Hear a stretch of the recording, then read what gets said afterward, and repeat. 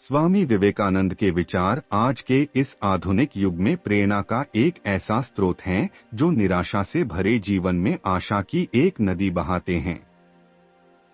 उनके ओजस्वी भाषण, उनके द्वारा दिए गए प्रेरणादायी उपदेश जीवन में आगे बढ़ने के लिए और जीवन में सफलता हासिल करने में सहायता प्रदान करते हैं। भारत के महान विचारकों में से एक हैं स्वामी विवेकानंद जी। स्वामी विवेकानंद जी वेदों, उपनिषदों के महान ज्ञाता और एक प्रखर वक्ता रहे हैं। उनका सनातन धर्म और संस्कृति के प्रचार प्रसार में महत्वपूर्ण योगदान रहा है। उन्होंने विश्व भर में वेदांत दर्शन का प्रसार किया और पूरे विश्व को सनातन धर्म और संस्कृति से परिचित कराया। ये स्वामी जी की शिक्षा का ही असर था कि भारत की गुलामी के समय में लोगों के अंदर राष्ट्रवाद की भावना को बल मिला और इस भावना ने ही लोगों में एकता स्थापित की, जिसने गुलामी की जंजीरों को तोड़कर भारत की आजादी में महत्वपूर्ण भूमिका निभाई।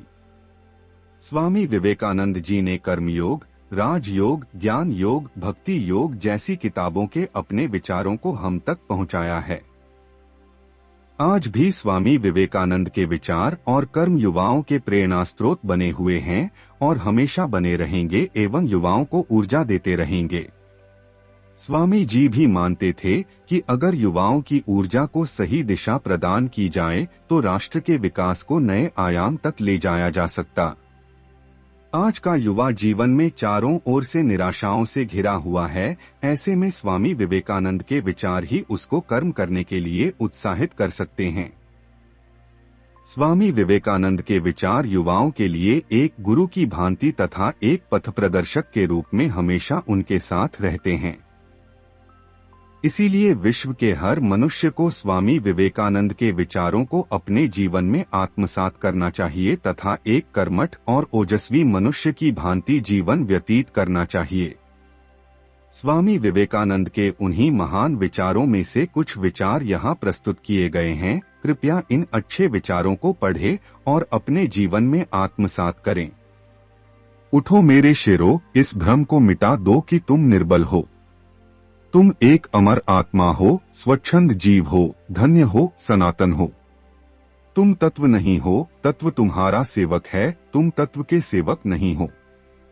मुझे गर्व है कि मैं एक ऐसे धर्म से हूँ जिसने दुनिया को सहनशीलता और सार्वभौमिक स्वीकृति का पाठ पढ़ाया है।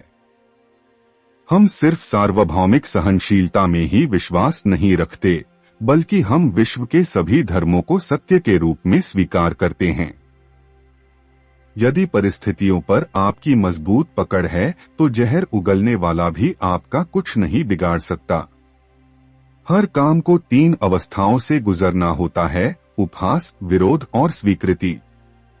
पवित्रता, धैर्य और दृढ़ता ये तीनों सफलता के लिए आवश्यक है, लेकिन इन सबसे ऊपर प्यार है।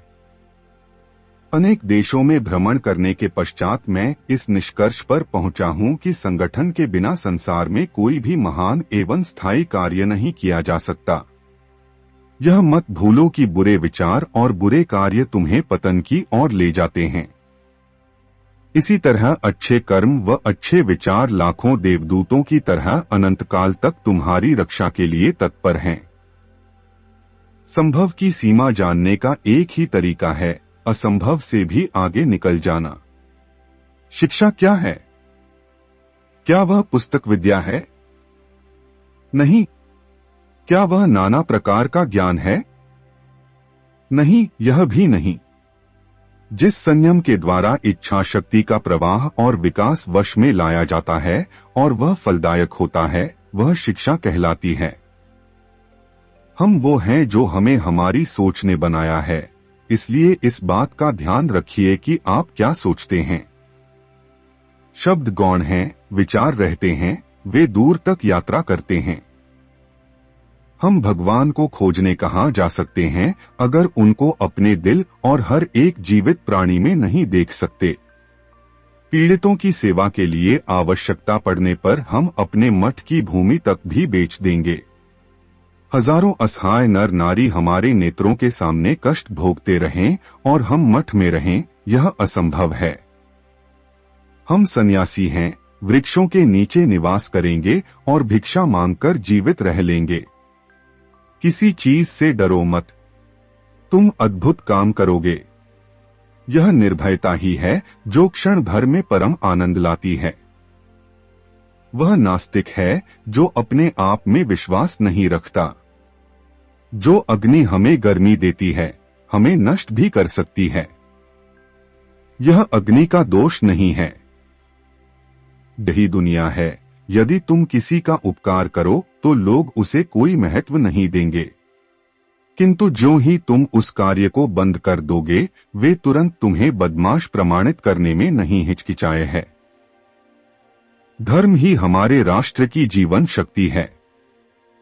यह शक्ति जब तक सुरक्षित है, तब तक विश्व की कोई भी शक्ति हमारे राष्ट्र को नष्ट नहीं कर सकती। यह देश धर्म, दर्शन और प्रेम की जन्मभूमि है। ये सब चीजें अभी भी भारत में विद्यमान है। मुझे इस दुनिया की जो जानकारी है, उसके बल पर दृढ़तापूर्वक कह सकता हूं कि इन बातों में भारत अन्य देशों की अपेक्षा अब भी श्रेष्ठ है।